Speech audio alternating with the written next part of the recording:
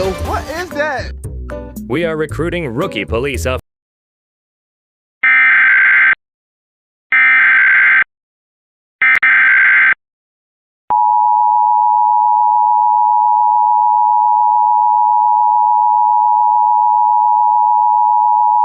A civil authority has issued child abduction emergency for the following counties or areas. Florida, at 9:17 p.m. on June 12, 2025, effective until 11:17 p.m. A Florida Amber Alert has been issued for Ryan Figueroa, white male, 6 years old, 3 feet 5 inches tall, 68 pounds, brown hair and brown eyes. Last seen in the area of 1300 block of Southwest 1st Street in Miami, Florida, who was last seen wearing a white polo shirt and black joggers.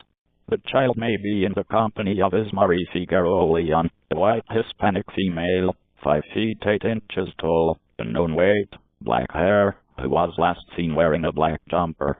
Ismarie has multiple tattoos. They may be traveling in a 2012 black Chevy Equinox, Florida tag number RUZG29. If you have any information on the whereabouts of this child, please contact the Miami Police Department at 305-579-6111 or 911 #Flamber.